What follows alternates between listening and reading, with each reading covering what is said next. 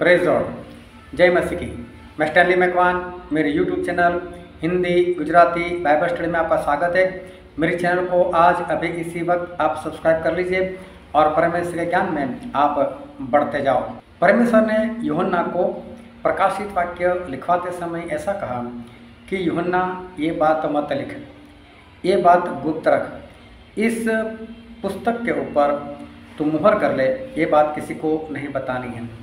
परमेश्वर ने यही बात दानियल को बताई कि दानियल, ये बहुत लंबे वक्त की बात है और मैं तुझे बताता हूँ, लेकिन इसे गुप्त रख, ये बात किसी को जाहिर नहीं करनी है। तो परमेश्वर ने अगर वो बात जाहिर नहीं करनी थी तो दानियल नबी को क्यों बताई? अगर परमेश्वर वो बात जाहिर करना नहीं चाहते थे तो बात यूहन्ना को क्यों बताई? और दोनों ने गुप्त रखी, हमें नहीं बताया। लेकिन वो जो बात परमेश्वर ने नहीं बताई वो मैं आज आपके आगे खोलने के लिए जा रहा हूँ कि परमेश्वर ने दानियल को क्या कहा था और परमेश्वर ने यूहन्ना को क्या कहा था। वो गुप्त बात कौन सी है? वो भेद वाली बात कौन सी है? क्या रहस्य है उसमें? और वो सारा रहस्य, वो सारा भेद मैं आज पवित्र आत्मा के जरिए आपके सामने खोलने के लिए जा रहा हूँ। वीडियो को पूरा देखना ताकि आप समझ पाओ। वीडियो अच्छा लगे तो उसे लाइक कर देना, ना अच्छा लगे तो डिसलाइक कर देना, लेकिन वीडियो पूरा देखना। क्या है वो भेद की बात, क्या है वो गुप्त बात, वो जानने के लिए मेरे साथ इस वीडियो में लगातार अंत तक बने रहो।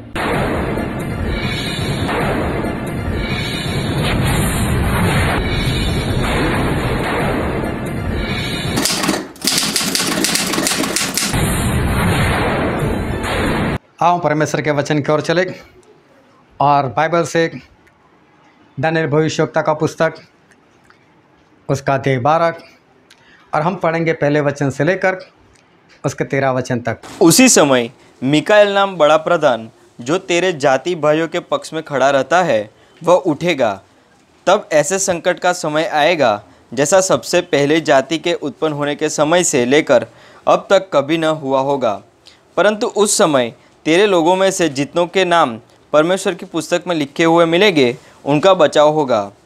और जो भूमि की मिट्टी में सोए हैं, उनमें से बहुत से लोग जाग उठेंगे, कितने तो सदा के जीवन के लिए और कितने अपने नाम धराई और सदा तक अत्यंत घिनौने ठहरने के लिए।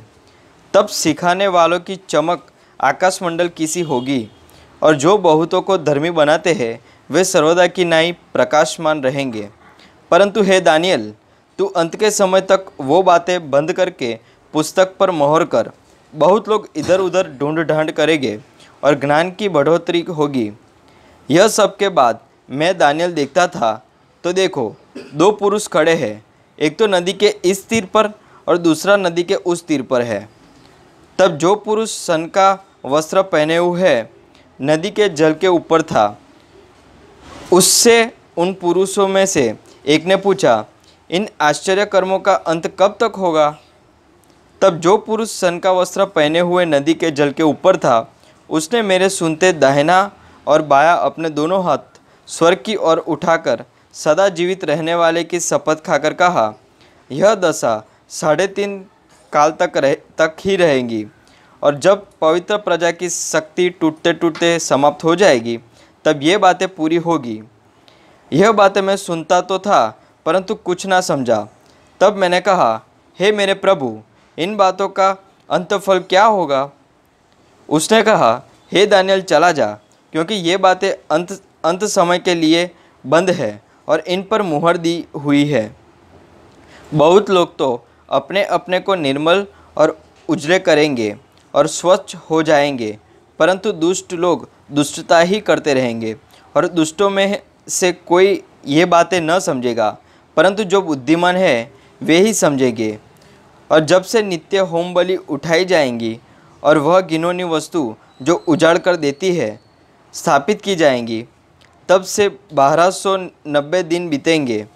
क्या ही धन्य है वह जो धीरज धरता है और 1335 दिन तक बना रहता है। अब तू जाकर अंत तक ठहरा रह, और तू विश्राम करता रहेगा, और उन दिनों के अंत में तू अपने निज भाग पर खड़ा होगा। परमेश्वर पिता का वचन हमारे बहुत ही आशीषित है। और परमेश्वर पिता का वचन सच्चा है और बाइबल में लिखा है यदि तू सच्चाई को जानेगा तो सच्चाई तुझे आज़ाद करेगी। एक परमेश्वर का दास है और पतला सा है, थोड़ा हाइट में है, लंबू है, और उसने अपने एक छोटे से मैसेज के अंदर वो कुछ बातें कर रहा था।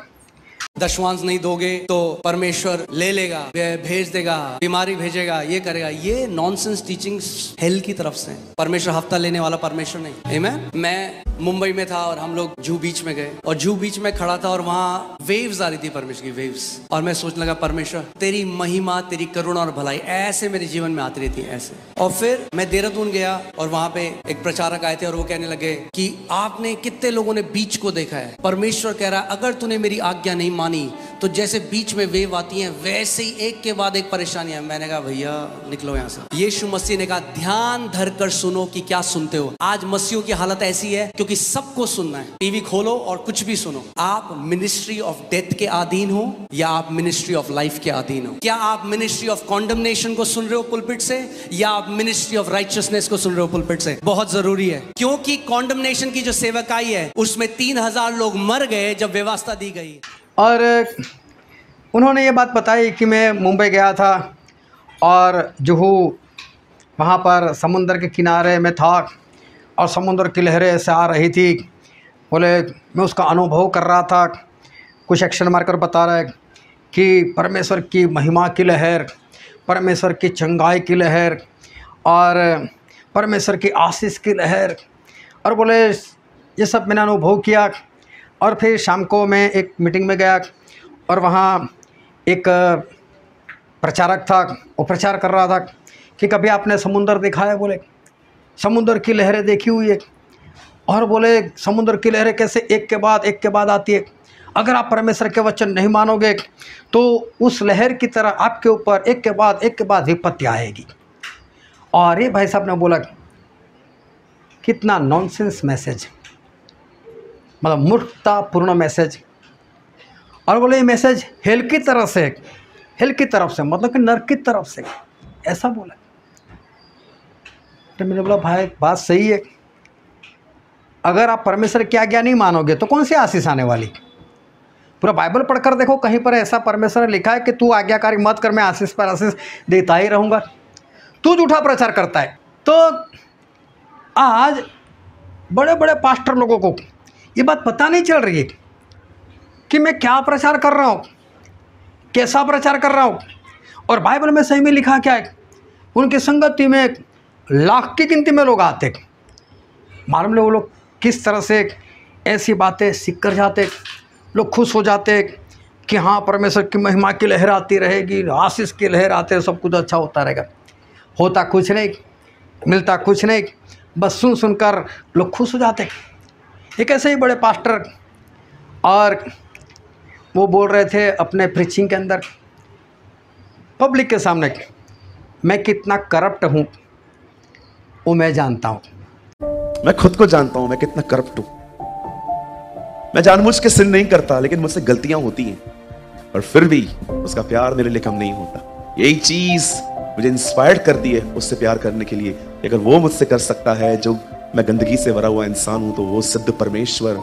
इवन कभी कभी लोग मुझे कहते हैं ना कि ब्रदर आप हर जगह जीसस जीसस जीसस जीसस, आपको है ना कभी भी कोई कहे ना आप इतना ईशु ईशु क्यों करते हो, आप प्लीज उन्हें ये आंसर किया करो क्योंकि वो डिजर्व करता है। यस, वो डिजर्व करता है,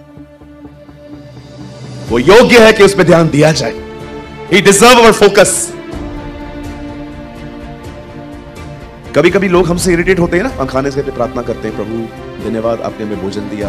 हम कपड़े लेके आते हैं, प्रभु को बोलते हैं थैंक यू आपने हमें कपड़े दिए। हम घर की रेंट भरते हैं, हम प्रार्थना करते हैं प्रभु थैंक यू आपने मुझे बरकत दी। क्यों ना करेंगे, वही तो देता है। करप्ट मतलब जिसके अंदर बहुत सारी गलत बातें पड़ी हुई है, ऐसा समझ लो। आपके पास कोई वीडियो है, आप उसको देखना चाहते हो, वीडियो चल तो रहा है लेकिन कैसा दिखता है, यहाँ पर लाल, यहाँ पर हरा, यहाँ पर ब्लू, ऐसा अलग अलग कलर दिखाई देते। जो आवाज़ आती है खर खर खर जाता है, आपको आवाज़ नहीं सुनाई देती। तो लोग क्या बोलते हैं मालूम, ये वीडियो करप्ट हो चुका है। ये करप्ट शब्द ऐसी बातों के लिए। ये इतने बड़े दास जिनका नाम बहुत बड़ा है, वो ऐसा बोलता है मैं कितना करप्ट हूँ, मैं जानता हूँ। तो बोलो उससे क्या फ़र्क पड़ता है? हाँ, परमेश्वर मेरे साथ है, परमेश्वर मुझे क्षमा करता है। अभी सोचो वहाँ सुनने वाले क्या सोचेंगे, जब इतना बड़ा दास करप्ट है और इससे कोई फर्क नहीं पड़ता, परमेश्वर उसको फिर भी संभालते, आशीष देते, तो हमें कैसा होना चाहिए? हमें भी करप्ट होना चाहिए। लोग यही सोचेंगे, यही समझेंगे। मालूम नहीं इनको पता क्यों नहीं चलता कि हमारे परमेश्वर ने हमें करप्ट होने के लिए बुलाया है। हमारे परमेश्वर तो ऐसा कहते हैं जैसा मैं पवित्र हूँ वैसे आप भी पवित्र बनो। वो तो हमसे पवित्रता चाहते हैं, लेकिन मालूम नहीं लोग ऐसा प्रचार क्यों करते हैं। लेकिन सवाल तो ये है, वो लोग जैसा प्रचार करें, मैं पब्लिक की बात कर रहा हूँ, आप लोगों की बात कर रहा हूँ, विश्वासी लोगों की बात कर रहा हूँ, कि इनको समझ में क्यों नहीं आता। कोई गलत प्रचार करे तो इंसान को समझ में क्यों नहीं आता। सही में इंसान को समझ में आना चाहिए, लेकिन लोगों को बात समझ में नहीं आती। आदम और हवा और उनके जरिए उनके बेटे बेटी हुई। और जब बाइबल पढ़ते हैं और उत्पत्ति उसका 4 अध्याय पढ़ते हैं तो वहाँ पर लिखा है कि पहले कैन हुआ और उसके बाद में हाबिल हुआ, और दोनों ने अपनी अपनी भेंट वो परमेश्वर को दी। बड़े हो गए थे, जवान हो गए थे, और परमेश्वर ने हाबिल की भेंट को ग्रहण किया, लेकिन कैन की भेंट को ग्रहण नहीं किया क्योंकि उसके काम बुरे थे, उसकी भेंट उत्तम नहीं थी। और इस बात से कैन को क्रोध आया, और क्रोध में आया तो परमेश्वर ने उसको फिर बोला कि तुझे क्रोध क्यों आता है, तेरा मुंह क्यों उतर चुका है, तू उदास क्यों है? बोला अगर तू अच्छा करे तो क्या तेरी भेंट ग्रहण नहीं होगी? लेकिन उससे और भी क्रोध आया और वो अपने भाई हाबिल को लेकर बाहर गया और जाकर हाबिल को उसने मार दिया, उसे ख़त्म कर दिया। पहला मर्डर ये कैन ने किया और उसको दफन कर दिया। उसके बाद ये जो कैन थे वो वहाँ से भाग गए, और वहाँ से भागकर बाइबल में ऐसा लिखा है कि नोद नामक देश में जाकर वो रहे, और वहाँ पर जाकर उन्होंने अपनी पत्नी से एक बच्चा पैदा किया और उसका नाम हनोक रखा। अभी सभी को सवाल हो जाता है, क्या सिर्फ कैन था, सिर्फ हाबिल था? तो ये जो कैन था वो नोद देश में कहाँ से गया? ये नोद देश आया कहाँ से? फिर उसकी पत्नी कहाँ से आई? उसको बच्चा कैसे हो गया? मतलब नोद नाम का कोई देश था, और क्या वहाँ पर भी कई लोग रहते थे? क्या वहाँ जाकर उसने शादी की? लोगों के दिमाग में समझ नहीं आती। लेकिन बाइबल में ऐसा लिखा है, एक वचन पढ़ते हैं, प्रेरितों का काम उसका 17 अध्याय और वचन 26। तब जातियाँ सारे पृथ्वी पर रहने के लिए एक ही में से बनाई है। परमेश्वर ने इस पृथ्वी पर रहने वाली सारी जातियों को एक ही में से, मतलब एक ही इंसान में से बनाई। इसका मतलब एक ही जोड़ा था, आदम और हवा। आज जितनी भी जातियां हैं वो सिर्फ और सिर्फ आदम और हवा की ही संतान है, उनके सिवा और कोई था ही नहीं। अब लोगों को सवाल हो जाता है, सवाल क्यों हो जाता है? एक वचन पढ़ते हैं, उत्पत्ति उसका 4 अध्याय और वचन 16 और 17। तब कैन यहोवा के सम्मुख से निकल गया और नोद नाम देश में जो अदन के पूर्व की ओर है रहने लगा। जब कैन अपनी पत्नी के पास गया तब वह गर्भवती हुई और हनोक को जन्मी।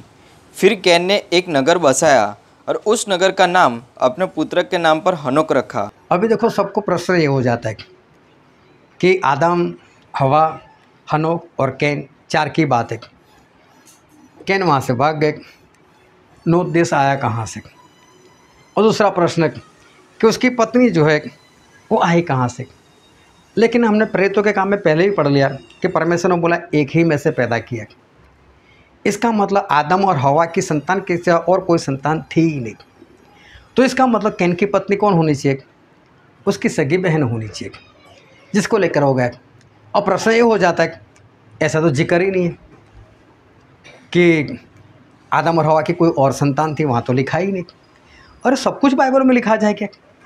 तभी तो यूहन्ना ने लिखा, यूहन्ना ने ये बात लिखी कि अगर परमेश्वर के सारे काम अगर बाइबल में लिख दिए जाए तो बोले इतने पुस्तक हो जाएंगे, इतने पुस्तक हो जाए कि धरती जो है उसके ऊपर पुस्तक समा नहीं सकते। अभी सोचो इस धरती पर इतने सारे इंसान, सभी को हटा दो, सिर्फ पुस्तकें भर दो, और फिर भी ये धरती का गोला कम पड़ जाए, छोटा पड़ जाए, इतने परमेश्वर के काम है। अब परमेश्वर सब कुछ लिखते रहे कि पहले साल ये हुआ, दूसरे साल ये हुई, तीसरे साल वो हुई, सारा कुछ लिखने की जरूरत नहीं। लेकिन उत्पत्ति जो है पुस्तक, वो लिखने वाले थे मूसा। जब मूसा थे तब तो काफ़ी वक्त चला गया था, और समझो कि एक आनंद नगर आज से मुझे लगता है 20 साल पहले नहीं था। आनंद नगर 20 साल पहले नहीं था। अभी 20 साल पहले समझो कि अगर 15 साल पहले इसकी स्थापना हुई, समझ लो धीरे धीरे बनने लग गया। और अगर कोई लिखता है कि वो नंदनगर में आया, लेकिन तब नंदनगर था ही नहीं, उसके आने के बाद नंदनगर बना, उसके बाद इसको नाम दिया गया। तो इसी तरह से जब मूसा लिखते हैं ना, तो मूसा को मालूम है कि हनोक जिस जगह पर भाग कर गया था ना, वो देश आज नोद नाम से जाना जाता है, आज मूसा के वक्त। इसलिए मूसा ने लिखा वो नोद देश में गया। नोद नाम का कोई देश नहीं था, देश था, नाम नोद नहीं था, वो मूसा के वक्त नाम था। इसलिए मूसा ने लिख दिया कि नोद नामक देश में रख। लेकिन परमेश्वर ने तो एक ही में से पूरी देश जातियों को बनाया है। तो हनोक की कैन की जो पत्नी थी वो उसकी सगी बहनी थी, अब्राहम और सारा। जब परमेश्वर ने उनको चुना और परमेश्वर ने उनको बुलाया, और अब्राहम और सारा जब फलिस्तियों के देश में जाते, और तब अब्राहम को डर लगता है कि कहीं ऐसा ना हो जाए कि मेरी पत्नी बहुत सुंदर दिखती है और उसके कारण किसी को पता चले ये अब्राहम उसका पति है, उसको पाने के लिए कहीं मुझे ना मार दे। तो उसने बोल दिया कि सारा कोई भी पूछे तो बोल देना अब्राहम मेरा भाई है। वो ठीक है, बात वही चली कि अब्राहम उसका भाई है। तो वहाँ जो था अबीमेलेक, उसको सारा पसंद आ गई, वो अपनी पत्नी बनाने के लिए अपने घर पर लेकर गए। लेकिन परमेश्वर उसको दर्शन दे, वापस दे दे, अब्राहम की पत्नी है, उसे वापस आकर दे दे। बोले तूने मुझसे ऐसा क्यों बोला? मेरे से गलती हो जाती, मेरे से पाप हो जाता तो सीधा नहीं बोलना चाहिए तेरी पत्नी है। और तब अब्राहम ने एक बात बताई, और बाइबल में हम पढ़ते उत्पत्ति का पुस्तक उसका अध्याय 20 और वचन 12। और फिर भी सचमुच वो मेरी बहन है, वह मेरे पिता की बेटी तो है पर मेरी माता की बेटी नहीं। हाँ, अब्राहम ने बताया ये बात भी सही है कि सारा मेरी बहन है। बोले हम दोनों का बाप एक है लेकिन हम दोनों की माँ अलग अलग है। तो देखो अब्राहम और सारा भी भाई बहन थे और उन लोगों ने शादी की थी। कारण क्या था कि उस वक्त बस्ती इतनी नहीं थी और परमेश्वर ने एक ही परिवार में से सभी को पैदा किया, तो ये सब कुछ चलता था। पहले सगी बहन के साथ शादी करते थे, फिर दुनिया बढ़ने लगी, बस्ती भी बढ़ने लगी। जब बस्ती बढ़ने लगी तब लेवी उसका 18, 19 और 20 अध्याय पढ़ना घर पर जाकर, उसमें सारी बातें लिखी। और परमेश्वर ने अब मना कर दिया, अब कोई अपनी बहन के साथ शादी नहीं करेगा। सिर्फ बहन की बात नहीं, करीबी रिश्तेदार की भी बात की, करीबी रिश्तेदार से भी शादी नहीं करनी है। सौतेली बहन से नहीं, चाचा मामा की लड़की से नहीं, मौसी की लड़की से नहीं, किसी के भी साथ भी। अब करीबी रिश्तेदार है तो उसके साथ शादी नहीं करनी। लेकिन हम एक वचन पढ़ते हैं, लेवी का पुस्तक उसका अध्याय 20 और वचन 17। और यदि कोई अपनी बहन का, चाहे उसकी सगी बहन हो चाहे सौतेली, उसका नग्न तन देखे तो वह निंदित बात है। वे दोनों अपने जाति भाइयों की आँखों के सामने नाश किए जाए, क्योंकि जो अपनी बहन का तन उगाड़ने वाला ठहराएगा उसे अपने अधर्म का भार स्वयं उठाना पड़ेगा। अभी देखो, अगर ये आज्ञा आने के बाद की मैं बात कर रहा हूँ, ये आज्ञा लेवी उसके 18, 19, 20 अध्याय में ये आज्ञा आई और परमेश्वर ने मना कर दिया, अब कोई बहन के साथ, अपने करीबी रिश्तेदार के साथ शादी नहीं कर सकता। लेकिन अब्राहम ने अपनी सगी बहन के साथ ही शादी की थी, चाहे माँ अलग थी, बाप तो एक था, तो बहन तो सगी हुई। हालेलुया। सभी समझ रहे हो कि नहीं? लेकिन एक वक्त ऐसा था कि लोग भाई बहन शादी करते थे। क्यों? बस्ती कम थी। परमेश्वर कभी उनको मना नहीं किया, करो, ये गुनाह नहीं है। गुनाह कब हुआ? जब बस्ती बढ़ गई। बस्ती बढ़ने के बाद परमेश्वर ने बोला अब ऐसा नहीं करना है। बहुत ध्यान से समझना कि बाइबल के वचन लोगों को समझ में क्यों नहीं आते। और अब परमेश्वर ने आज्ञा दी, अब करीबी रिश्तेदार के साथ और बहन के साथ शादी नहीं करनी है। अगर आज मैं किसी को ऐसा सिखाऊं कि भाई साहब ये करीबी रिश्तेदार, इसके साथ शादी नहीं करनी, और वो मुझे बाइबल से वचन निकाल कर बताए कि अन्य किसके साथ शादी की थी, मैं नहीं कर सकता। तो वो भी तो बाइबल में लिखा है। अब्राहम की मुझे बात करे कि अब्राहम ने अपनी बहन के साथ शादी नहीं की, मैं भी करूँगा। अभी सोचो मूर्ख कौन? उन लोगों ने जब की शादी, बात सही थी, परमेश्वर की ओर से आज्ञा नहीं आई थी, ऐसे ही बढ़ना था, तो उनके लिए पाप नहीं था। लेकिन अब परमेश्वर ने बस्ती बढ़ने के बाद मना कर दिया। तो ये आज्ञा पहले नहीं थी, लेकिन अब बस्ती बढ़ने के बाद आज्ञा है ना, तो आज्ञा आने के बाद उसको मानना है ना। हालेलुया। फिर मैं पहले वाली बात करूं तो कैसे चलेगा? कई लोग ऐसा करते हैं, उनको समझ में नहीं आती कि परमेश्वर का वचन जो है वो क्या कहना चाहते। वो लोग मूर्खता करते और मूर्खता की बात करते।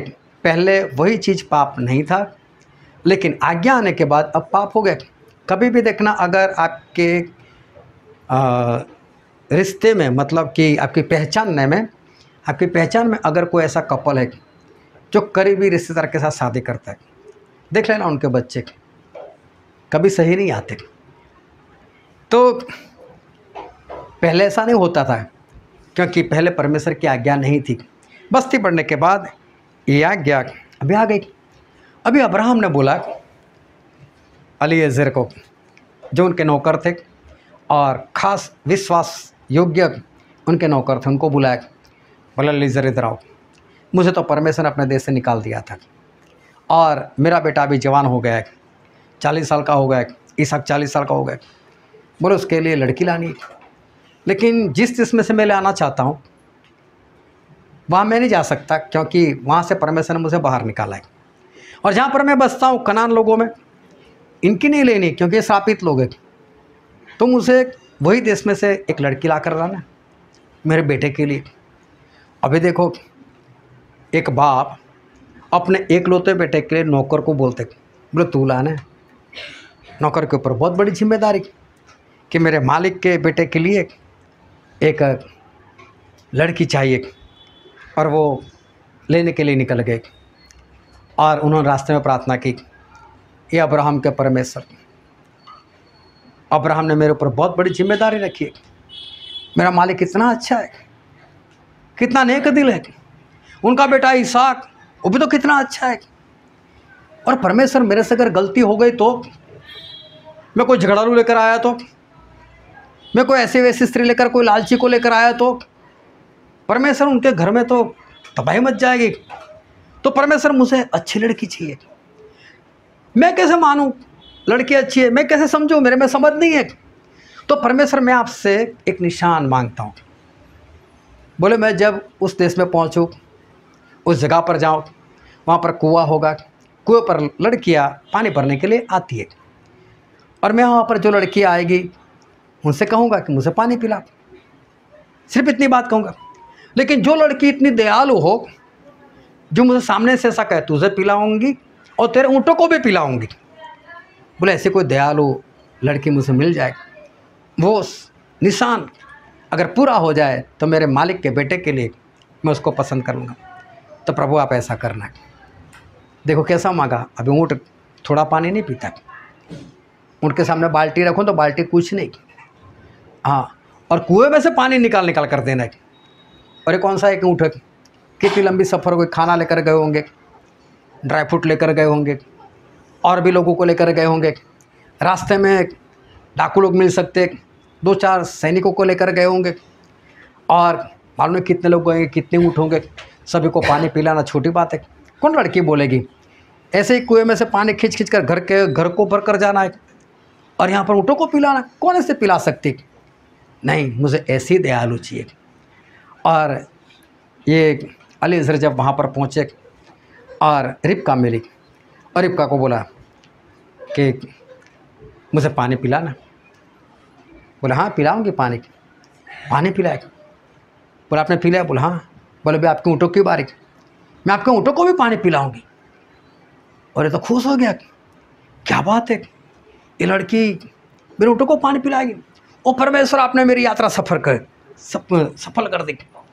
खुश हो गए और तुरंत जेब में से एक नथ निकाली, नाक में पहनने वाली सोने की आधे तोले की। बोले ये रख। सोने के कंगन निकाले, बोले ये भी पहन ले। उसको कुछ नहीं बोला। रिबका को ऐसा दिए होंगे। घर पर गई, घर वालों ने देखा कंगन कहाँ से आया भाई साहब, वो भी सोने के। बोले ऐसा ऐसा हुआ। बोले कोई बात नहीं। वो समझ गए कि कंगन क्यों दिए थे।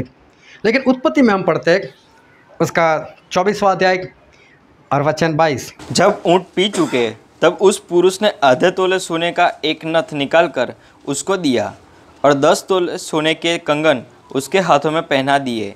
अब अब्राहम के नौकर ने रिबका को एक नथ और हाथों में कंगन पहनाए।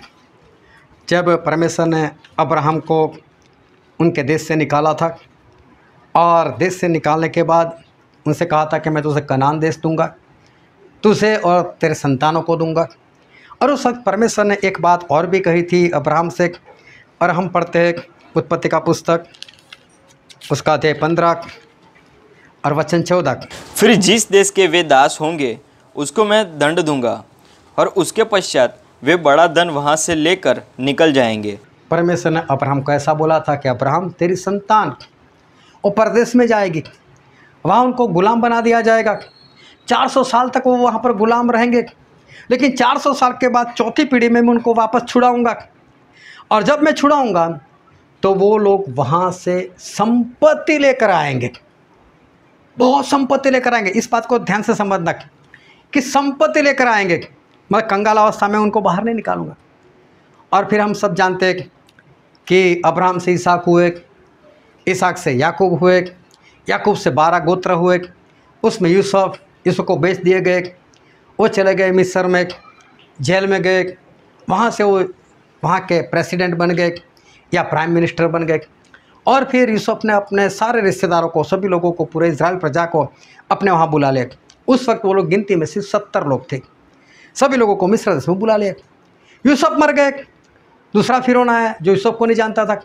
उसने देखा कि इजराइल लोग तो बहुत बढ़ रहे, कहीं कल को हमारे ऊपर कोई दुश्मन चढ़ाई कर आए और ये लोग दुश्मन की साइड में हो जाए, हमको ही मारने लग जाए, तो ऐसा कुछ करे, इससे पहले इनको गुलाम बना दो। और देखो इजराइल की गुलामी शुरू हुई जो परमेश्वर ने अब्राहम को कहा था। ऐसे करते करते 400 साल होने को आए और परमेश्वर ने अपना वादा याद किया कि मैंने 400 साल के बाद छुड़ाने की बात की थी। और उन्होंने मूसा को दर्शन दिया और मूसा को दर्शन देकर एक बात कही। हम पढ़ते निर्गमन का पुस्तक उसका अध्याय 3 और वचन 22। वरन तुम्हारी एक एक स्त्री अपनी अपनी पड़ोसिन और उसके घर में रहने वाली से सोने चांदी के गहने और वस्त्र मांग लेगी और तुम उन्हें अपने बेटे और बेटियों को पहनाना।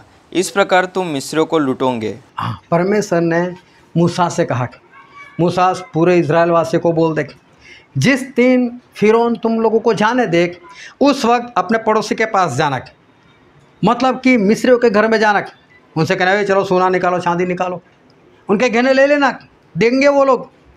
और बोले तुम भी पहना, तुम्हारे बच्चों को भी, तुम्हारी बहुओं को भी, लड़के हो लड़की हो, सभी को गहने पहनाना। किसने बोला है?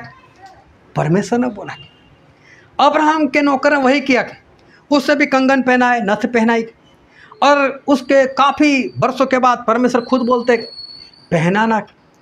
और फिर जब लोग आज़ाद हो गए तो बाइबल में लिखा है निर्गमन का पुस्तक उसका 12 अध्याय वचन 35। और इजरायलों ने मूसा के कहने के अनुसार मिस्रियों से सोने चांदी के गहने और वस्त्र मांग लिए। यहाँ पर लिखा है कि इजराइल लोगों ने सोने चांदी के गहने मांग लिए और दिए। किसने बोला था पहनाना? परमेश्वर ने बोला था। हालेलुया। किसने बोला था? परमेश्वर ने पहना था। अपने लड़कों को पहनाना, बहुओं को पहनाना, लड़कियों को पहनाना, गहने सोने चांदी के पहनाना। और अब्राहम के नौकर ने वही काम किया था। उसके बाद क्या हुआ? इज़राइल लोग छुटकर रास्ते में जा रहे थे और परमेश्वर ने बोला, मूसा सभी को शुद्ध करो आज और कल और परसों मैं सभी को दर्शन देने वाला हूँ। मैं आने वाला हूँ सिनाई पहाड़ के ऊपर। और तीसरे दिन परमेश्वर प्रभु यीशु सिनाई पहाड़ के ऊपर उतर आए। जब सिनाई पहाड़ के ऊपर उतर आए तो मूसा परमेश्वर के साथ बात करने के लिए चले गए। जब मूसा परमेश्वर के साथ बात करने के लिए चले गए तो दिन पे दिन गुजरते गए। 40 दिन हो गए और 40वें दिन लोग हारून के पास इकट्ठा, ये हारून जो मूसा हमको मिस्र से निकाल रहा है उसका क्या हुआ? हमको नहीं मालूम। ये आग में गया, कहीं मर गया हो। हमारे देवता बना, बोले कि हमारे देवता बना। मूसा का क्या हो हम नहीं जानते। बोले ठीक है। बोले अपने गहने निकालो, जो आपने पहने वो गहने निकालो, उसमें से कुछ मुझे दो। किसी ने नाक में से निकाल कर दिया, किसी ने कान में से निकाल कर दिया, किसी ने गले में से निकाल कर दिया और सोने के गहने दिए। इसने पिघलाकर उस सोने के गहने का एक बछड़ा बना दिया और बोला देखो जो यहोवा तुम्हें निकाल कर लाया वो ये है। बछड़े को बोला और सभी लोग उस बछड़े के आगे धूप जलाने लगे, नाचने लगे, व्यभिचार करने लगे, उसको बलि देने लगे। और परमेश्वर वहाँ पर पहाड़ पर सब कुछ देख रहे। परमेश्वर ने बोला मूसा उठ, जल्दी से उठ, तेरे लोग पाप कर रहे। बोलो जल्दी जा नीचे। सब लोग पाप कर रहे और मूसा वहाँ से नीचे आए। जब मूसा वहाँ से नीचे आए, मूसा ने देखा और मूसा ने लोगों को दंड दिया और मूसा वापस ऊपर गए परमेश्वर के पास। और परमेश्वर ने मूसा को क्या बात बताई, बहुत ध्यान से सुनना। और परमेश्वर ने मूसा से जो बात बताई हम बाइबल में पढ़ते हैं, निर्गमन का पुस्तक उसका अध्याय 33 और वचन 5 और 6। और यहोवा ने मूसा से कहा कि इज़राइलियों को मेरा यह वचन सुना कि तुम लोग तो हठीले हो। जो मैं पल भर के लिए तुम्हारे बीच होकर चलूं तो तुम्हारा अंत कर डालूँगा। इसलिए अब अपने अपने गहने अपने अंगों से उतार दो कि मैं जानूं कि तुम्हारे साथ क्या करना चाहिए। तब इज़राइली होरेब पर्वत से लेकर आगे को अपने गहने उतार दिए। Hallelujah, hallelujah. परमेश्वर ने अब बोला ना, अब मत पहनना। पहले वही परमेश्वर ने बोला था ना पहनना, अभी वही परमेश्वर ने मना कर दिया ना। क्यों? पहना है तो पाप किया, पहना है तो उसी का बछड़ा बनाए। कहीं दूसरी बार गुनाह कर ले तो दूसरी बार पाप कर, चाहिए ही नहीं, मत पहनना अभी। हालेलुया। अभी ये घटना बाद में हुई और जो पहनने को बोला था वो पहले बोला था, निकालने को बोला वो बाद में निकालना। अभी मैं अगर लोगों को सिखाऊं, परमेश्वर ने मना किया गहने मत पहनो और वो अब्राहम को बीच में ला कर रख दे, उसका नौकर उसने ये दिया वो दिया, वो तो अपने आप को 30 मार खा ही समझेगा। लेकिन मैं क्या समझूंगा? कितना मूर्ख इंसान है। इसको ये बात पता नहीं चलती तब था, तब परमेश्वर ने मना नहीं किया था। कोई मुझे ये बता दे कि देखो परमेश्वर ने खुद बोला इस्राएल लोगों को पहनो पहनाओ, बात सही है। वो अपने आप को 30 मार खा समझे मैं, लेकिन मैं समझूंगा ये मूर्ख इंसान है जो मुझे बाइबल का ये वचन दिखाता है। बाद में आ गया ये, बाद में परमेश्वर ने मना कर दिया, बंद। और वो 1-2 दिन के लिए नहीं था, 1-2 साल के लिए नहीं था, मरते दम तक था। तभी तो तिमोथी को पत्र लिखकर पौलुस कह रहे बोल देना औरतों को मत पहने। तभी तो पत्र से लिख दिया। और मालूम है आजकल के पास्टर लोगों को मालूम है, अगर ऐसा सिखाएंगे ना औरतें मेरे पास नहीं आएगी, नहीं तो आएगी लेकिन पति को भी रोक लेगी। खबरदार उसके वहाँ गए तो नहीं बोलूँगी। और घर में सब कुछ चलता है लेकिन बीवी रूठ जाए नहीं चलता। खाना बना कर देगी, चाय बना कर देगी और एक साथ में रहना और फिर कुड़कुड़ा कर रहना तो पसंद आता है नहीं। पति बोला ठीक है चल मैं भी नहीं जाता। पास्टरों को डर लगता है और इसलिए बीच का रास्ता निकाल दिया, जो कहीं पर नहीं लिखा ऐसी बातें बता दी। मालूम है पौलुस ने क्यों कहा था? उस जमाने में वो लोग जो थे और वो जो स्त्रियाँ थी वो इतना ज़्यादा पहनती थी ना, इसलिए पौलुस ने उनको ही बोला था, हमको नहीं बोला। वो उन लोगों को बोला था, हमको नहीं बोला। लेकिन हाँ, हमको नहीं बोला तो तू बता तो सही, बाइबल में ऐसा कहाँ लिखा है हमारे लिए? पूरा बाइबल पढ़ कर देखो, कहीं पर लिखा है भारत वालों के लिए मैं लिखता हूँ। हाँ, इंसान के लिए, भारत वालों के लिए नहीं, इंसान के लिए, चाहे कोई भी देश का हो। परमेश्वर की वाचा हम सभी से है, लेकिन लोग मूर्खतापूर्ण काम करते हैं। अब्राहम के नौकर को बीच में लेकर आते हैं, अब्राहम से बड़े हो गए आप लोग, परमेश्वर से बड़े हो गए, ऐसा सिखाते हो। लेकिन जो बात पहले थी वो परमेश्वर अब मना कर दे। मैं तो ऐसे लोगों को स्पष्ट बोलता हूँ। फिर परमेश्वर ने बहन से भी शादी करने को पहले बोला था, कर बे, तेरी बहन से ही शादी कर। जब ये भी करना है तो वो भी करना, तू पापी करा तो ये भी कर ले। लेकिन इंसान को ये बात समझ में नहीं आती था। पहले परमेश्वर ने खुद बोला था, लेकिन इंसान ने गुनाह किया। इंसान ने गुनाह ना किया होता तो आज भी परमेश्वर पहनने को बोलते, मना नहीं करते। लेकिन गुनाह हुआ तो परमेश्वर ने अब मना कर दिया, बोले अब पहनोगे तो मार दूंगा, बोले आऊँगा तो। स्पष्ट बात परमेश्वर ने पहले से ही बोल दी, लेकिन लोगों को आज समझ में नहीं आता। चलो, ये तो दो सिर्फ मैंने उदाहरण दिए कि जो बाइबल में लिखा है और लोग नहीं समझ पाते, लिखा हुआ है वो भी नहीं समझ पाते। लेकिन आज मैं आपके सामने ऐसी बातें बताने वाला हूँ कि जो लिखी नहीं है, जो बाइबल में गुप्त रखी गई, और ऐसी बातें जब लिखा है वो लोगों को समझ में नहीं आता, तो समझ में नहीं आएगा तो इंसान कहाँ जाएगा? नरक में जाएगा।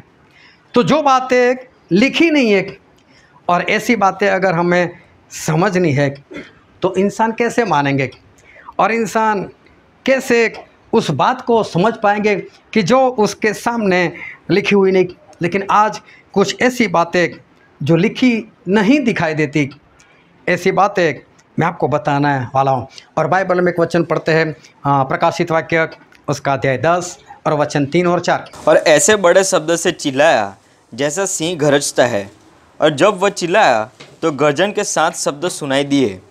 और जब 7 गर्जन के शब्द सुनाई दे चुके तो मैं लिखने पर था, और मैंने स्वर्ग से यह शब्द सुना कि जो बातें गर्जन के उन 7 शब्दों से सुनी है उन पर मुहर कर और मत लिख। देखो, यूहन्ना जो प्रभु के खास चेले थे, जिनको ये प्रकाशित वाक्य परमेश्वर ने दिखाया, तो बोले आकाश से कुछ शब्द सुनाई दिए, कुछ वाणी सुनाई दी, और यूहन्ना को तो बोला था सब लिखना है। यूहन्ना लिखने लग गए, तो एक और आवाज़ आई, ए लिख मत, लिखना नहीं है तुझे। जब लिखना नहीं है तो बताया क्यों? लेकिन परमेश्वर बोलते लिखना नहीं है, लेकिन क्या कर, उसके ऊपर तू मुहर कर। अभी वो ध्यान संबंध, लिखो नहीं। पहले के ज़माने में पुस्तक हमारे जैसे नहीं थे। पहले पुस्तक कैसा होता, एक पन्ना होता था ऐसा, ऊपर एक लकड़ी नीचे एक लकड़ी, और फिर उसको बस ऐसे गोल, जैसे कैलेंडर होता है ना, उसको हम गोल कर देते। फिर अगर उसको खोलना है तो जहाँ से खुलता है ना, वहाँ पर वो लोग क्या करते थे, एक सील लगा देते थे। एक पदार्थ ऐसा आता है लाल कलर का, और उसको जो जलाओ तो पिघलता है, और उसको पिघला कर उसके ऊपर डाल देते थे।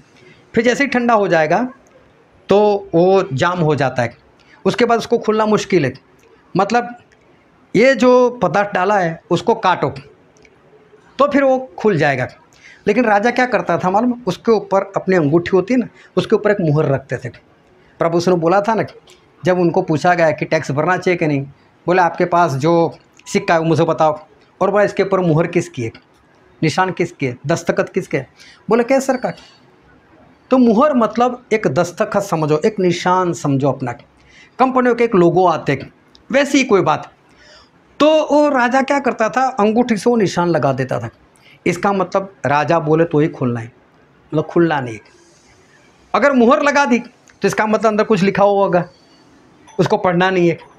अभी देखो यूहन्ना को परमेश्वर क्या बोलते हैं, लिख नहीं, उस पर मुहर कर दे। तो मुहर क्यों करना है, मतलब लिखा होगा। समझ में आ रही बात? लिखा सही में, क्योंकि परमेश्वर ने बोला था तुझे लिखना है, तो यूहन्ना ने लिख दिया। परमेश्वर बोलते लिख नहीं। लिख नहीं कहने का मतलब ये था, ये किसी को नहीं बताना, उसके ऊपर मुहर कर दे, ये बात मैं किसी को बताना नहीं चाहता। आज मैं ये बात पवित्र आत्मा से आपके सामने खोलने वाला हूँ। और वो बात कौन सी है? जब लिखी हुई बात लोगों को समझ में नहीं आती, तो ये नहीं लिखी बात, परमेश्वर ने मना किया, वो मुहर कर दी, वो बात कैसे समझ में आएगी? लेकिन जिस पर मुहर की है वो हमें जानना बहुत ही ज़रूरी है आज। और हमें उसको जानना है क्या परमेश्वर ने दिखाया होगा, यूहन्ना ने कौन सी बात दिखी होगी। और बाइबल में ऐसा लिखा है, प्रकाशित वाक्य उसका अध्याय 4 और वचन 1। इन बातों के बाद जो मैंने देखा तो देखो, स्वर्ग में एक द्वार खुला हुआ था, और जिसको मैंने पहली तुरही के से शब्द से अपने साथ बातें करते सुना था, वही कहता है कि यहाँ ऊपर आ जा, और अब के बाद जो जो होने ही वाला है वो तुझे दिखाऊंगा। परमेश्वर ने ऐसा बोला था, जो जो होने ही वाला है वो तुझे दिखाऊंगा। इसका मतलब जिस बात को लिखने को मना किया, मुहर करने को कहा, वो भी बातें होने तो वाली है ना। अभी देखो ऐसी कोई घटना होने वाली, लेकिन परमेश्वर बोलते हैं मुहर कर दो, मैं नहीं दिखाना चाहता। अभी समझ लो यहाँ से बाहर निकलने के बाद जो मेन रोड आता है, वहाँ पर भयानक एक मिसाइल गिरने वाली। जैसे हम सब लोग वहाँ पर निकलेंगे, वो मिसाइल फटेगी, हम सारे लोग मर जाएंगे। ये बात अगर किसी को पता है, लेकिन उसको बताया जाता है किसी को मत बताना, मुहर करते हुए बताना नहीं, तो फिर हम तो मारे जाएंगे ना। हमें पता हो और फिर भी हम जानबूझकर जाए मर जाए, वो तो मूर्खता है। लेकिन कोई जानता है और हमें नहीं बताता, और हम जाएंगे तो कसूर किसका? फिर तो उसी का है। और यहाँ तो परमेश्वर की मैं बात कर रहा हूँ। परमेश्वर ने दिखाया भी, वो बात दिखाई जो होने वाली है। और यूहन्ना को बोला मुहर कर दे भाई, चाहे तूने लिख दिया लेकिन मुहर कर दे। ये बात मैं किसी को बताना नहीं चाहता, ये बात किसी को नहीं पता चलनी चाहिए।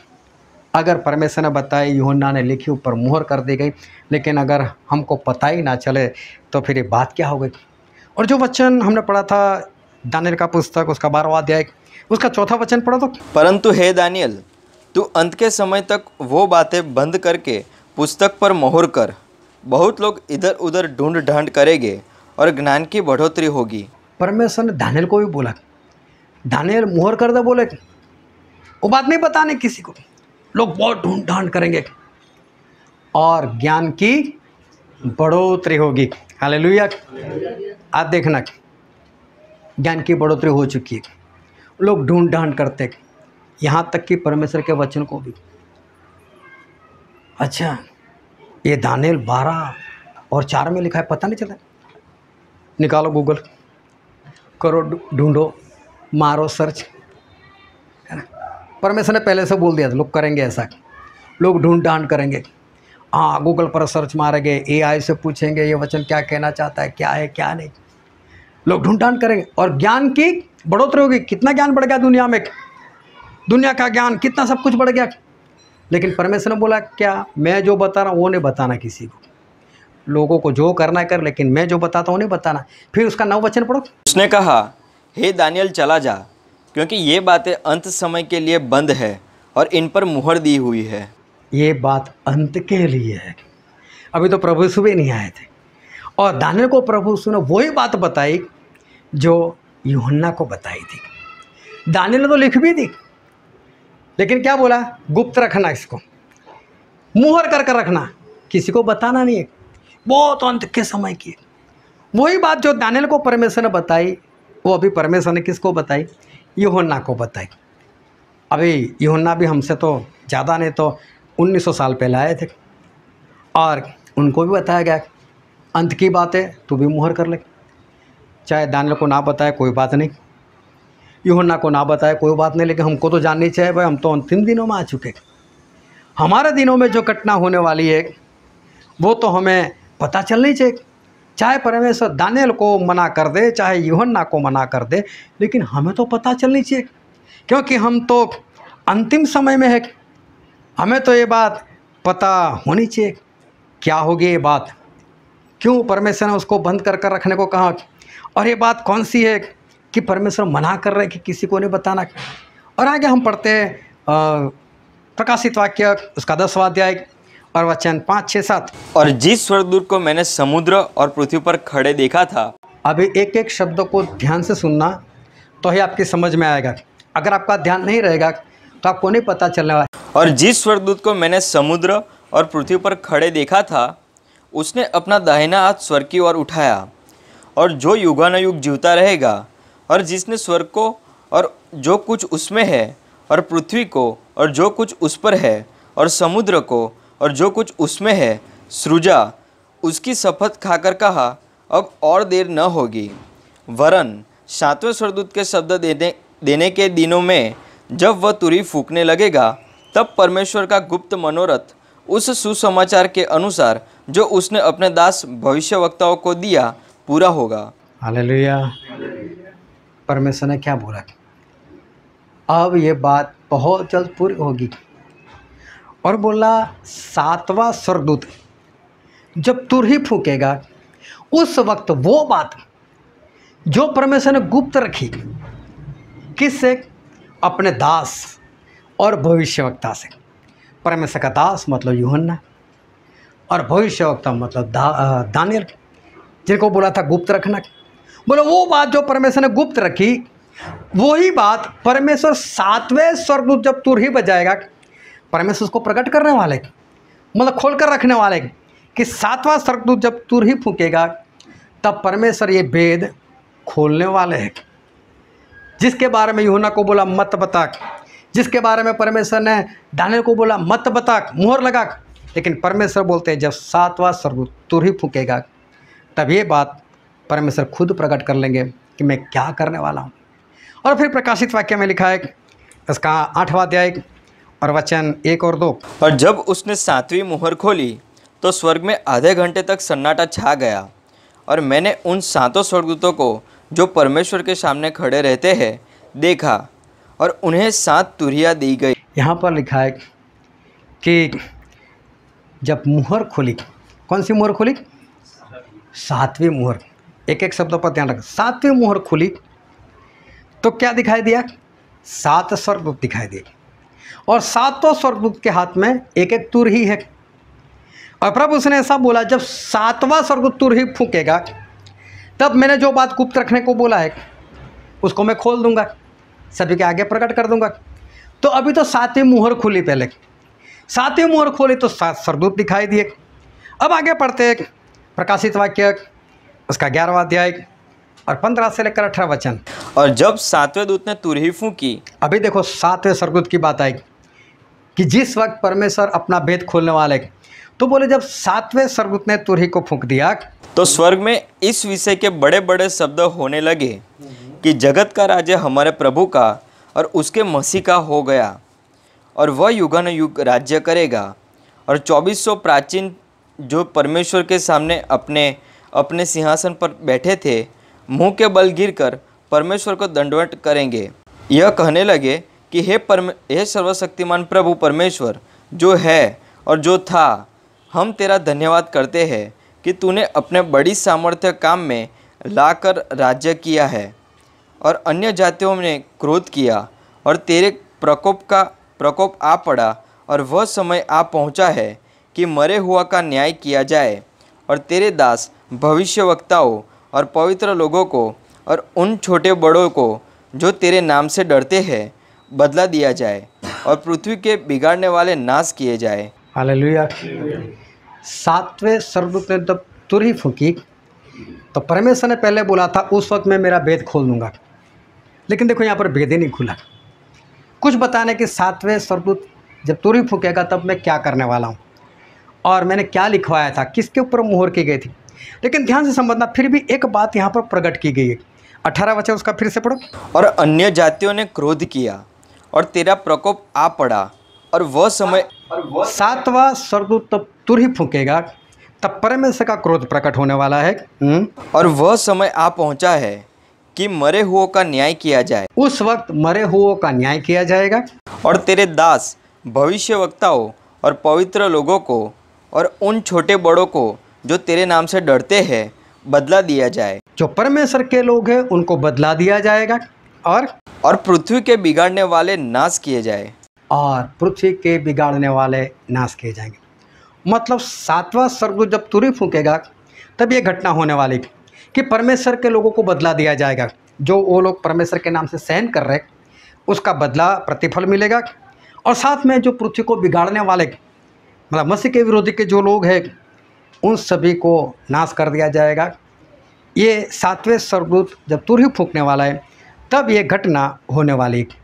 अभी देखो 7वें स्वर्गदूत तुरही फूंकना शुरू कर दिए, यहाँ पर उसका चैप्टर भी आगे ख़त्म हो जाता है एक पद के बाद, और उसके बाद 12वां चैप्टर शुरू होता है। 12वां चैप्टर आप पूरा पढ़ लो तो उसमें कुछ और ही बातें लिखी हुई। उसमें तो शैतान को कब गिराया गया, कितने स्वर्गदूतों ने पाप किया, वो सारी बातें उसमें लिखी गई है। फिर अगर 13 चैप्टर आप पढ़ो तो पूरा एंटीक्राइस्ट पर लिखा हुआ है, और कोई तुरही की बात वहाँ पर नहीं की गई, लेकिन वो अपनी मूर्ति बनाएगा, वो अपना एक निशान निकालेगा 666, ये सारी बातें वहाँ पर लिखी हुई है। फिर 14 अध्याय पढ़ो, 15 अध्याय पढ़ो, उसमें स्वर्ग की कुछ बातें लिखी है और पुनरुत्थान की कुछ बातें लिखी है। लेकिन 7वें स्वर्गदूत ने जो 11वें अध्याय में तुरही फूंकी, उसके बाद 12, 13, 14, 15 अध्याय में वो तुरही में क्या हुआ कुछ भी नहीं लिखा गया। लेकिन 7वें स्वर्गदूत ने तुरही फूंकी, बस इतना ही हमें 11वें अध्याय में पढ़ने को मिलता है। लेकिन उसके बाद जब उसने तुरही फूंकी, उसके बाद दूसरी बातें लिखकर अब तुरही फूंकने के बाद क्या हुआ वो सारा परमेश्वर ने भेद प्रकट किया है, वो है अध्याय 16। और हम पढ़ते हैं उसका पहला अध्याय प्रकाशित वाक्य 16:1। फिर मैंने मंदिर में किसी को ऊंचे शब्द से उन 7 स्वर्गदूतों से यह कहते सुना कि जाओ, परमेश्वर के प्रकोप के 7 कटोरों को पृथ्वी पर उंडेल दो। यहाँ पर लिखा है कि परमेश्वर के प्रकोप के 7 कटोरों को उंडेल दो। यही बात प्रकाशित वाक्य 11:18 में हमने पढ़ी कि परमेश्वर का क्रोध का दिन है, वो प्रतिफल देने का वक्त है, और वो प्रतिफल किस तरह से देंगे। कौन सी बात परमेश्वर ने दानियल को बोला था कि मुहर कर, कौन सी बात परमेश्वर ने यूहन्ना को बोला था कि तू मत बता, उसके ऊपर मुहर कर, वो यही बात है। परमेश्वर ने क्या बोला, 7वां स्वर्ग तुरही फूंकेगा तब वो सारा भेद में खोल दूंगा। बस हमें शांति से धीरे से पढ़ने की ज़रूरत है। परमेश्वर ने हमारे कुछ गुप्त रखा ही नहीं, वो तो हमसे प्रेम करते, वो बोलते मैं तुम्हें दास नहीं कहता। एक मालिक अपने दास को सभी कुछ नहीं बताता, लेकिन मैं तुम्हें मित्र कहता हूँ, मैं सारा भेद खोल ही दूंगा। लेकिन इसका मतलब ये है, मित्र किसको कहा जाता है, जो उसको अंदर से जानता है। मित्र बाहर से एक दूसरे को नहीं जानते। अगर परमेश्वर का मित्र बनना है तो परमेश्वर के जैसे बनो और परमेश्वर को अंदर से जानो, तो परमेश्वर हमें अपना मित्र बनाएंगे। जब अब्राहम ने इसहाक की बलि दी ना, तब परमेश्वर ने माना कि अब्राहम मेरा मित्र है। हम तो बस ऐसी बातें किए जा रहे कि परमेश्वर हमको मित्र बनाए, मित्र बना, कुछ बलि तो करते नहीं। और कैसे हम परमेश्वर के मित्र बन जाए। परमेश्वर ने बोला कि अपने मित्र के लिए जान देना, उससे बड़ा प्रेम कोई नहीं। इसका मतलब मित्र हो तो क्या देना पड़ेगा, जान देनी पड़ेगी, किसी की भी जान देनी पड़ेगी, अपने परिवार की, पत्नी की, बच्चों की, खुद की, को जो भी है, तब मित्र बनता है। और ऐसे जब मित्र बनते तब परमेश्वर उसके आगे भेद खोलते।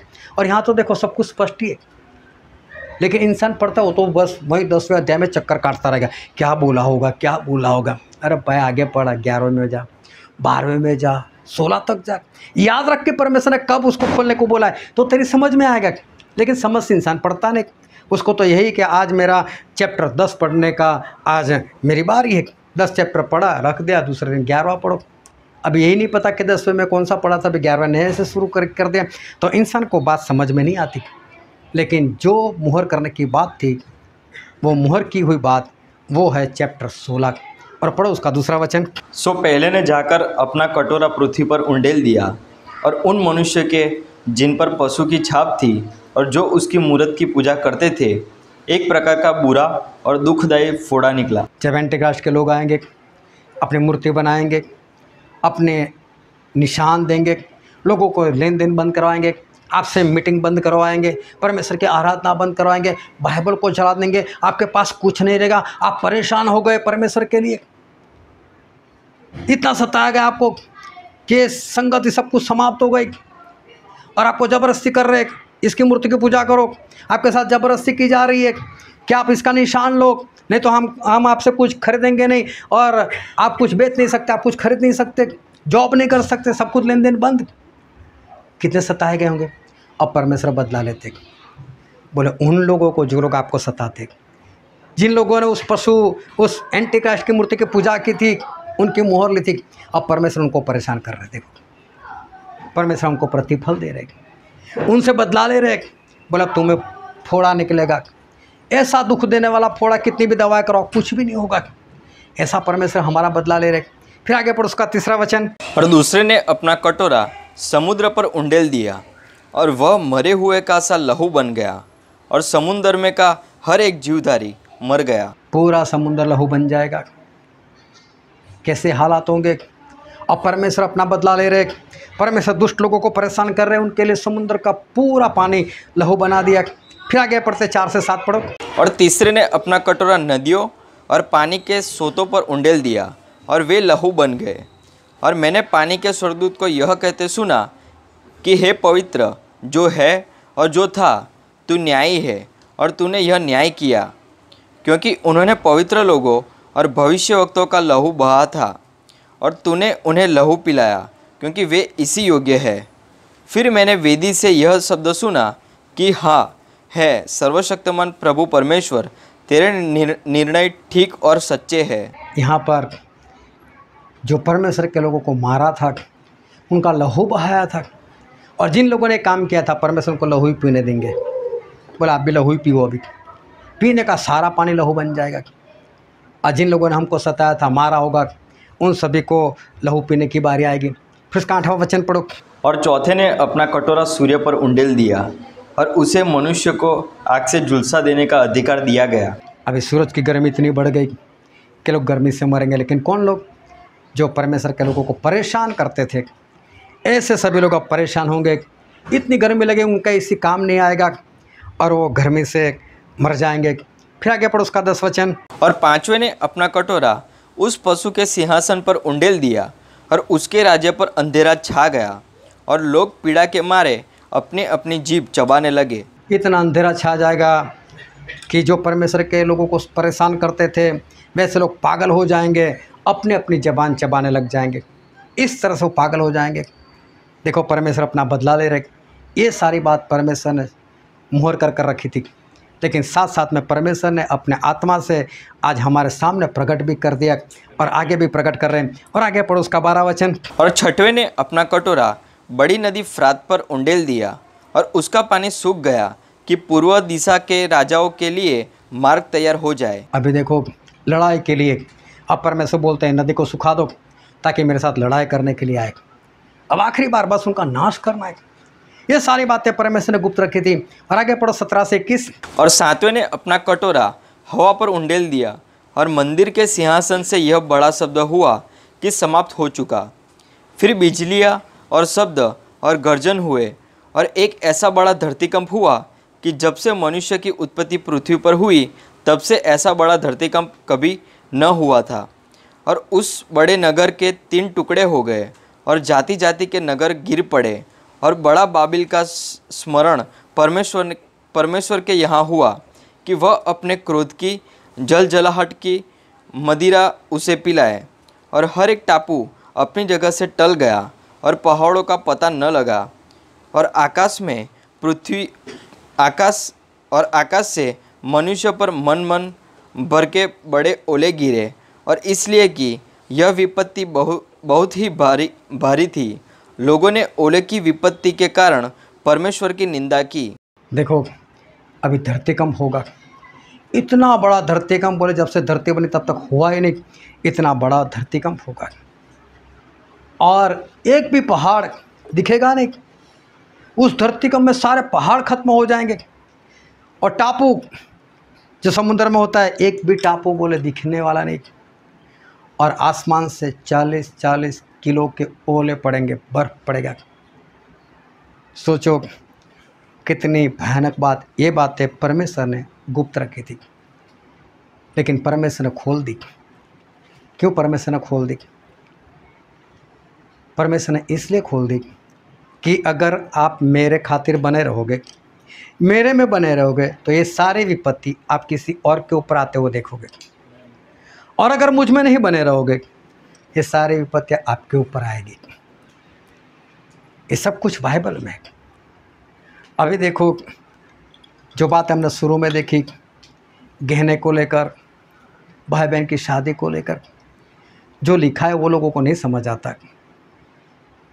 तो ये बात भी लिखी हुई है, लेकिन इस तरह से लिखी हुई जैसे लोगों को दिखाई नहीं देती, तो फिर लोग कैसे समझ पाएंगे।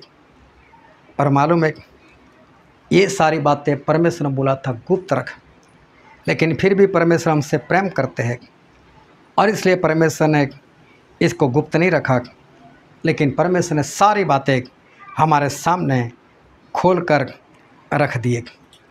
लेकिन फिर भी ये सारी बातें क्या लोगों के समझ में आती है? क्या आज विश्वासी लोग इस बात को लेकर सावधान है कि अगर हम मसीह में सही तरह से नहीं चले तो 40 किलो का भार हम पर गिर सकता है, वो धरतीकंप में हम मर सकते हैं, हमें भी वो दुखदायी एक फोड़ा निकलेगा, अंधकार के कारण हम भी पागल हो जाएंगे और अपनी अपनी जबान चबाने लगेंगे, सूरज की गर्मी के कारण हम लोग नाश हो सकते, जलकर मर जाएंगे, झुलस कर मर जाएंगे। क्या आज मसीह के लोग इस बात से सावधान है? ये मत समझो कि आप मसीह धर्म मानते हो तो ये सब कुछ आपके ऊपर नहीं आने वाला। मसीह का बनना है और मसीह का बनकर इस सारी बातों को मानना है, परमेश्वर की आज्ञा माननी है, तो आपके साथ ये सब कुछ नहीं होगा, तो आपका बदला दिया जाएगा। लेकिन अगर आप सही से नहीं चल रहे तो यही सारी बात आज उस वक्त आपके ऊपर हो जाएगी। क्या आज परमेश्वर के लोगों को ये सारी बातें पता चलती है? क्या आज मसीह को मानने वाले कबूल कर सकते हैं कि हाँ प्रभु यीशु उनका आना बहुत पास में? अभी भी लोग अपनी मस्ती में जीवन जीते, अभी भी लोगों को कुछ कुछ करना है दुनिया में, अभी भी लोगों को मालूम नहीं अपनी अपनी योजना बनाकर बैठे। क्या आज उनको मालूम है कि प्रभु यीशु का आना निकट है? तुम उसे उसके लिए तैयारी करनी। आज प्रभु यीशु के वापस आने की, उसके लिए तैयार होने की बात दूर है और सभी बातों के लिए लोग तैयार हो रहे हैं। कोई शादी के लिए तैयार हो रहा है, कोई शादी करने के लिए तैयार हो रहा है, कोई शादी में जाने के लिए तैयार हो रहा है, अलग अलग जगह पर जाने के लिए लोग तैयार हो रहे हैं। लेकिन मैं कहता हूँ कि अगर ये बात आप मानते हो, समझते हो कि प्रभु यीशु का आना इतना पास में है, तो क्या आपने कोई तैयारी की? अगर मैं आज आपसे साथ सवाल करूं कि अभी प्रभु यीशु आ जाए, तो आप में से किसी की इतनी हिम्मत है कि हाँ बोल सके, हाँ मैं प्रभु यीशु के साथ स्वर्ग में खिंचा लिया जाऊंगा? आज परमेश्वर के लिए कितने तैयार? आज कितने लोग हैं वो मानने के लिए तैयार नहीं कि पहले एंटीक्राइस्ट आने वाला है, बाद में ही रैप्चर है? नहीं मान रहे लोग यही समझते कि नहीं पहले प्रभु यीशु अपने दुल्हन को लेकर जाएंगे। क्यों हमारे लिए क्लेश काल? जब आपके लिए क्लेश काल है ही नहीं तो क्यों क्लेश काल की बातें बाइबल में लिखी? शैतान के लिए लिखी? उसके लोगों के लिए लिखी? नहीं, ये बातें तो इसलिए लिखी कि परमेश्वर के लोग समझ सके। स्पष्ट उनको फोड़ा निकला जिनके ऊपर शैतान एंटीक्राइस्ट का निशान था। इसका मतलब बहुत लोग होंगे जिनके ऊपर वो फोड़ा नहीं आएगा। परमेश्वर के लोग वहाँ पर है तो क्लेश काल में है, लेकिन आज लोगों के अंदर ये बात समझ में क्यों नहीं आती? क्यों आज लोग नहीं समझ पाते कि बस वक्त खत्म है और पवित्र आत्मा का काम कभी भी बंद होने वाला है? क्यों आज लोग बिंदास से इधर उधर जीवन जीते? क्यों आज भी लोग मोबाइल इतना चलाते हैं? क्यों आज भी लोग वीडियो इतना देखते हैं? क्यों उसमें खो जाते हैं? और उनको ये नहीं डर लगता कि मैं वीडियो देखता रहूँगा, देखती रहूँगी और ये वीडियो तो परमेश्वर का है नहीं, परमेश्वर की बातों का नहीं है, ये तो शैतान का है, ये तो कॉमेडी, ये संसार का है, ये गलत है और ये पवित्र आत्मा का काम है नहीं, मेरे अंदर पवित्र आत्मा नहीं रहे तभी मैं ये सारे काम कर रहा हूँ। अब प्रभु यीशु आ गए, या तो पवित्र आत्मा का काम बंद हो गया, तो मेरे लिए कौन सा बचने का मौका है? क्या आज लोगों को ये बात दिखाई देती है? आज लोगों को ये बात समझ नहीं आ रही। मालूम है कैसे लोग हैं जिनको बात समझ में नहीं आ रही? बहुत ध्यान से समझ रख। कौन लोग हैं जो बाइबल की बात आज नहीं समझ पा रहे? परमेश्वर ने दानियल को दर्शन दिया, दानियल को अंत समय की कुछ बातें बताई, लेकिन दानियल को बोला दानियल बात बंद कर दे, अंत के दिनों के लिए तू मत खोल, अभी के लोगों के लिए काम की है भी नहीं, अंतिम दिनों के लिए तो उसके ऊपर मुहर कर ले। लेकिन प्रभु ने साथ साथ में दानियल से एक बात कही, और जो वचन हमने पढ़ा था दानियल नबी का पुस्तक उसका 12वां अध्याय और वचन 9 और 10। उसने कहा, हे दानियल चला जा, क्योंकि ये बातें अंत समय के लिए बंद है और इन पर मुहर दी हुई है।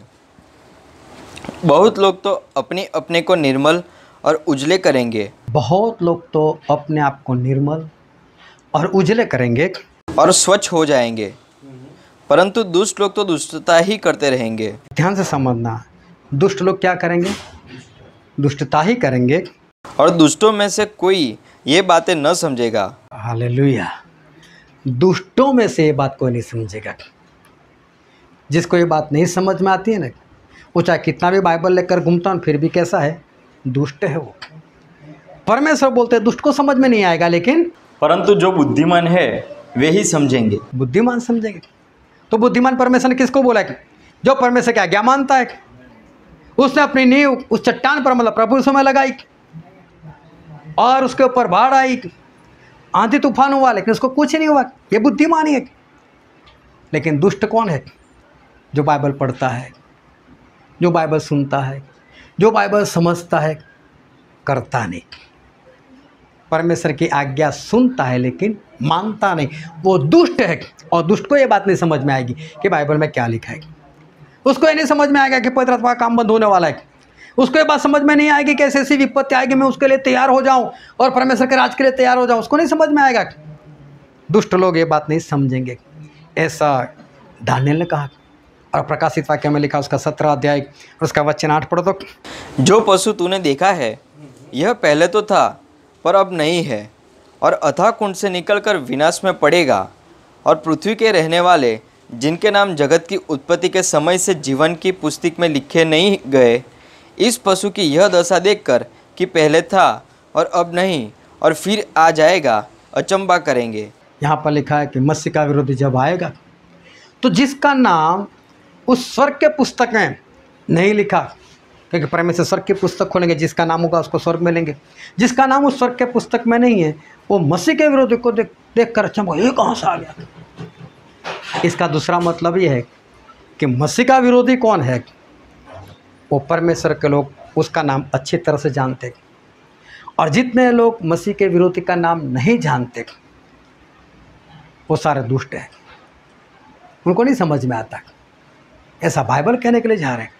उनका नाम जीवन के पुस्तक में है ही नहीं, और जो जान चुके लेकिन फिर भी उसके अनुसार जीवन नहीं जीते, वे भी उसी दुष्ट के समान है। मैंने शुरू में ही बताया कि बड़े बड़े प्रचारक मालूम ने कैसा कैसा प्रचार कर देते, मैं करप्ट हूँ, तो क्या फ़र्क पड़ता है, परमेश्वर मुझे क्षमा करते। नहीं, परमेश्वर पापी से नफरत करते। सिखाने वाले गलत सिखाते कि परमेश्वर पापी से प्रेम करते और पाप से नफरत करते, ऐसा सिखाने वाले गलत। एक वचन पढ़ लेते हैं, भजन संहिता उसका 5 का 5 पढ़ दो। घमंडी तेरे सम्मुख खड़े होने न पाएंगे, तुझे सब अनर्थ कार्यों से घृणा होगे। तुझे सर्व अनर्थ कार्यों से, हाँ परमेश्वर की बात की है, तू अनर्थ कार्यों से घृणा करता है। कौन बोलता है परमेश्वर पापी से प्रेम करता है? अरे पापी से नफरत करते हैं। पापी का मतलब होता है परमेश्वर को जानने के बाद जानबूझकर पाप करना। ऐसे सारे पापियों से परमेश्वर घृणा करते, स्पष्ट लिखा है।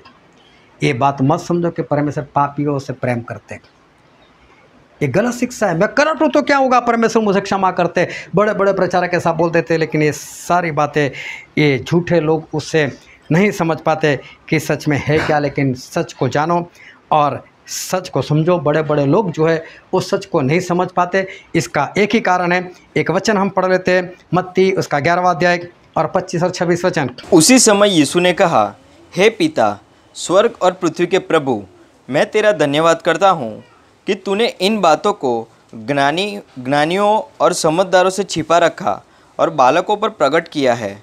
हाँ हे पिता, क्योंकि तुझे यही अच्छा लगा। यहाँ पर लिखा है कि परमेश्वर आपने सारी बातें ज्ञानियों से गुप्त रखी, लेकिन किसको प्रकट किए?